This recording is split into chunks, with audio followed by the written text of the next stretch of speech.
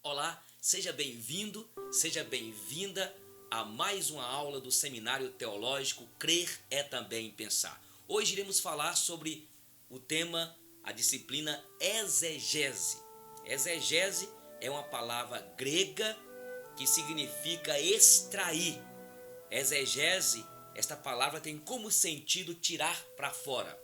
Em João capítulo de número 1, versículo 18, diz o seguinte: ninguém jamais viu a Deus, o Deus unigênito que está no seio do Pai, que o revelou, que o exegetizou, que o revelou. Alguns dizem que hermenêutica e exegese são palavras sinônimas, mas a hermenêutica estuda as formas da interpretação do texto. Agora, a exegese já é a prática. Ambas fazem parte da teologia exegética. Então, exegese é tirar para fora, é extrair para fora.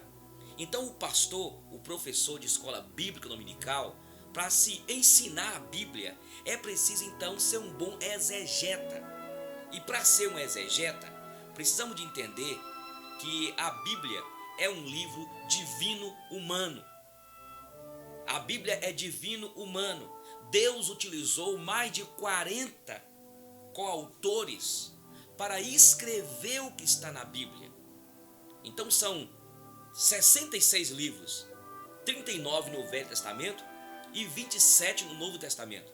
Mas Deus não tirou destes homens o habitat deles. Eram homens que viviam num contexto cultural, tinha lá a sua cultura, tinha lá o seu contexto político, sociológico, o contexto geográfico. E Deus então, ao inspirar estes homens, homens como eu, como você, pecadores, mas Deus os separou e os santificou para escrever o que está na Bíblia. Deus então usou estes homens e eles escreveram de uma maneira dinâmica, plenária. E por isso o exegeta tem de entender que a Bíblia então tem um aspecto humano. Deus não isentou as características pessoais destes escritores. Então precisamos de ter alguns princípios para se fazer a exegese. Bom, já que a Bíblia é um livro divino, o exegeta, ele precisa de ter o primeiro princípio, a primeira regra, de entender que a Bíblia interpreta a própria Bíblia. Esta é uma regra máxima na hermenêutica e na exegese. Então a Bíblia interpreta a própria Bíblia. 2 Pedro capítulo 1, versículo 20 diz que homens inspirados pelo Espírito Santo de Deus não falaram deles mesmos, mas falaram inspirado pelo Espírito Santo, foi Deus que os inspirou. Então a Bíblia interpreta a própria Bíblia, já que a Bíblia é um livro divino. Segundo lugar, precisamos, dentro dessa perspectiva de que a Bíblia é um livro divino, o exegeta tem de ser salvo, tem de ser uma pessoa com o coração transformado, regenerado. E ele precisa, em terceiro lugar, ter o Espírito Santo de Deus, que inspirou este texto para iluminá-lo, para que quando ele utilizar as regras da hermenêutica para fazer essa exegese, para que ele não fique apenas com aspecto humano e torça a Bíblia e force os textos da Bíblia falarem aquilo que a Bíblia não disse. Então, em terceiro lugar, dentro da perspectiva de que a Bíblia é um livro divino, a pessoa precisa de ter a orientação, a iluminação do Espírito Santo de Deus. Mas a Bíblia é um livro humano também. E na perspectiva humana, em primeiro lugar, é preciso interpretar a Bíblia lexicamente falando. É preciso buscar o verdadeiro sentido das palavras. Quando o estudante, quando o pregador, o exegeta, vai estudar aquela palavra, aquele texto, tem de buscar o verdadeiro sentido das palavras. O que aquela palavra significava dentro daquele contexto, naquela frase.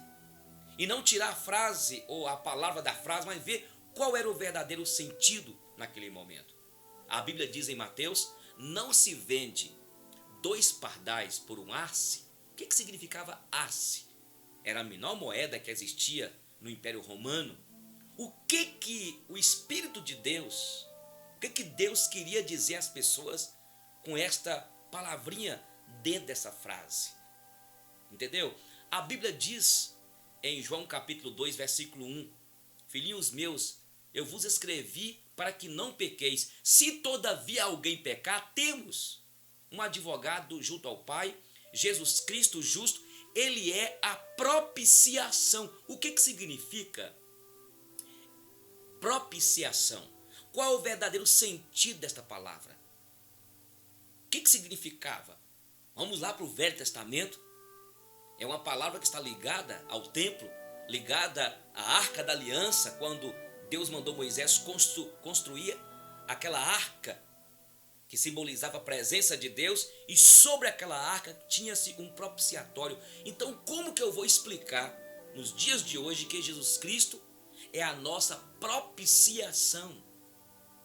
É preciso entender e interpretar a Bíblia lexicamente falando, ver e fazer uma análise morfológica, a análise sintática do texto, para analisar as palavras, o que é substantivo, o que é adjetivo, o que é pronome, o que é advérbio. É preciso fazer essa análise morfológica e sintática. É preciso também analisar o contexto do texto, o contexto histórico, o contexto geográfico, o contexto político, o contexto sociológico, o contexto até mesmo psicológico do escritor que escreveu aquele texto dentro daquela realidade naqueles dias. Qual era o contexto do texto? O que o autor queria dizer naquele momento, naquela situação, para aquelas pessoas que conviviam, que viviam ali. Então, este é o papel do exegeta. Outra coisa que precisamos de ver, nós vimos que a Bíblia também tem poesia, tem história, tem leis, tem cartas, tem profecias. Naquela época, um dos gêneros literários que existia era a poesia. A poesia era escrita naquela época da mesma forma que se escreve poesia hoje. O livro dos Salmos, a maneira como foi escrita as poesias, como foi escrito o livro de Cantares, é a mesma coisa, segue as mesmas formas, normas dos dias de hoje, as descrições históricas. Então, tudo isso é preciso sabermos para que possamos fazer a exegese do texto. Tem muitos exegeses hoje, tem muitas pessoas forçando a Bíblia a dizer o que a Bíblia não diz.